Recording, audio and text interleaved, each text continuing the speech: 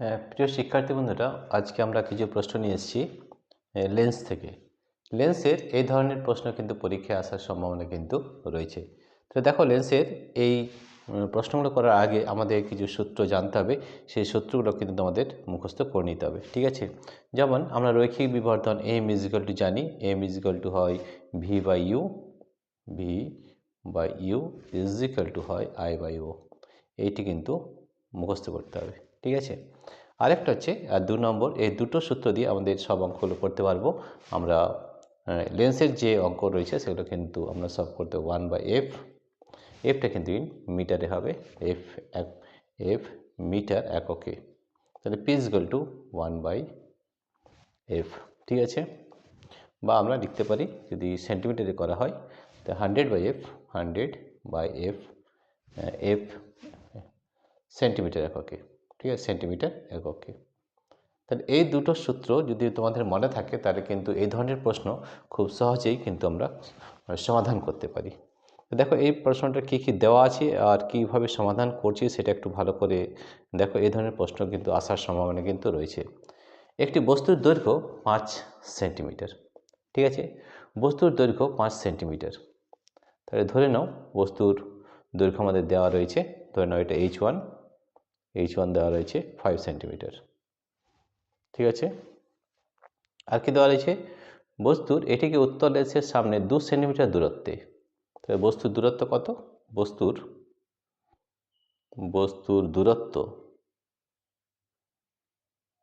দূরত্ব সমান 2 centimetre, 2 centimetre, এবং প্রতিবিম্বের দৈর্ঘ্য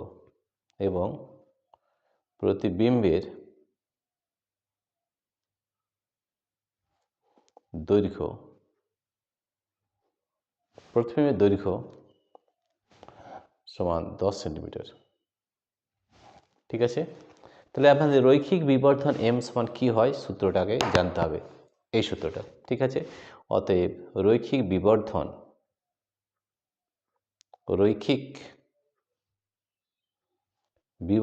সমান হয় রৈখিক বিবর্ধন এম সমান হয় প্রতিবিম্বের দৈর্ঘ্য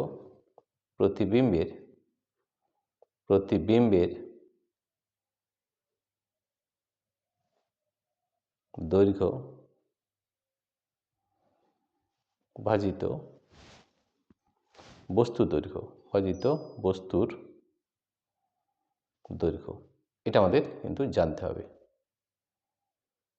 ঠিক আছে?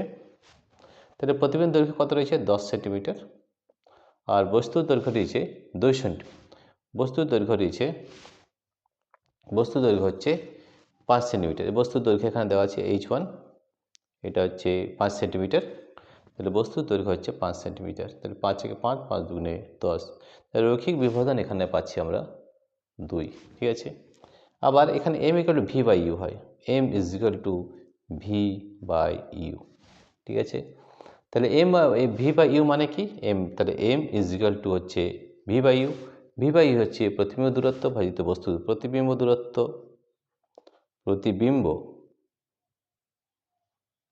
দূরত্ব ভাজিত বস্তুর দূরত্ব। এই দুটো সূত্র কিন্তু তোমাদের খুব ভালো করে জানতে হবে, ঠিক আছে? তাহলে এখানে রৈখিক বিবর্ধন পেয়েছি 2, তাহলে এম হচ্ছে ম্যাগনিফিকেশন, তাহলে 2 বসালাম, ইজ ইকুয়াল টু প্রতিবিম্ব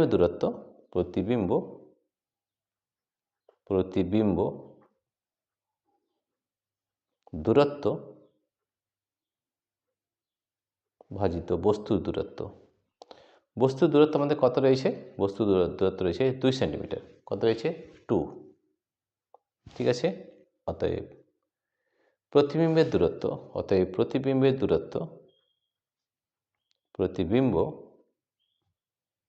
দূরত্ব সমান 4/2, অর্থাৎ 4 সেন্টিমিটার।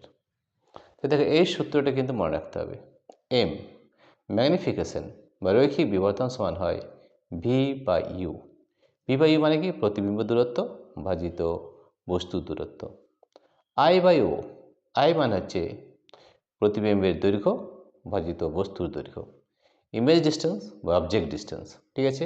এটা ইংরেজিতে যদি লেখা হয় তাহলে m is equal to image distance, image distance by object distance, object distance. এই দুটো সূত্র যদি তোমরা করে নিতে পারো তাহলে কিন্তু এই ধরনের সব প্রশ্নের উত্তর কিন্তু করতে পারবে। আমরা এটা লেন্সের অঙ্ক করছি, ঠিক আছে? তো এই ধরনের প্রশ্ন থাকলে আমরা কী করবো? এম ইকুয়াল টু, দেখো আবার বলে দিচ্ছিল কীভাবে, এম ইকুয়াল টু প্রতিবিম্বের দূরত্ব ভাজিত বস্তুর দৈর্ঘ্য, প্রতিবিম্বের দৈর্ঘ্য ভাজিত বস্তুর দৈর্ঘ্য, ঠিক আছে? তাই প্রতিবিম্বের দৈর্ঘ্য কত আছে? প্রতিবিম্বের দৈর্ঘ্য হচ্ছে এইটা 10 সেন্টিমিটার, আর বস্তুর দৈর্ঘ্য কত দেওয়া আছে? 5 সেন্টিমিটার। তাহলে আমাদের ম্যাগনিফিকেশন 2 বেরিয়ে এসেছে। তাহলে এম ইকুয়াল টু 2, প্রতিবিম্বের দূরত্ব ভাজিত বস্তুর দূরত্ব, বস্তুর দূরত্ব কত রয়েছে? 2 সেন্টিমিটার। তাহলে প্রতিবিম্বের দূরত্ব হবে 4 সেন্টিমিটার। এইভাবে সব প্রশ্নের উত্তর করতে পারবে যদি তোমাদের এই সূত্রটা জানা থাকে, M equal to V by U is equal to I by O, ঠিক আছে? ভিটা কি? ভি হচ্ছে প্রতিবিম্বের দূরত্ব ভাজিত বস্তুর দূরত্ব, ঠিক আছে? Image distance by object distance, ঠিক আছে? এইটা কিন্তু জানতে হবে। প্রতিবিম্বের দূরত্ব ভাজিত বস্তু অবজেক্ট ডিস্টেন্স, সেটা হচ্ছে এম। আর ভি বাই ইউটা কি? যে প্রতিবিম্বের দৈর্ঘ্য ভাজিত বস্তুর দৈর্ঘ্য, ভি বাই ইউ, ঠিক আছে? তো এই সূত্রগুলো জানলে কিন্তু আমরা যে কোনো অঙ্ক করে নিতে পারবো। তো দেখো এখানে প্রতিবিম্বের দূরত্ব বেরিয়েছে 4, এম বেরিয়েছে 2, রাইট? প্রিয় শিক্ষার্থী বন্ধুরা, তোমাদের যদি এই ভিডিওটি ভালো লেগে থাকে তাহলে প্লিজ সাবস্ক্রাইব, লাইক ও শেয়ার করবে, ঠিক আছে? Thank you everybody for watching this video.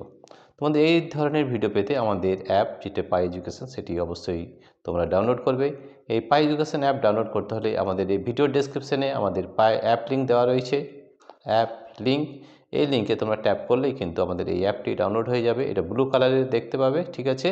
এছাড়াও তোমরা যদি গুগল প্লে স্টোরে যাও, সেখানে যদি টাইপ করো পাই এডুকেশন, তাহলে কিন্তু আমাদের অ্যাপটি ডাউনলোড করতে পারবে। প্রিয় শিক্ষার্থী বন্ধুরা, তোমাদের যদি এই ভিডিওটি ভালো লেগে থাকে তাহলে অবশ্যই সাবস্ক্রাইব, লাইক ও শেয়ার করবে। Thank you everybody for watching this video.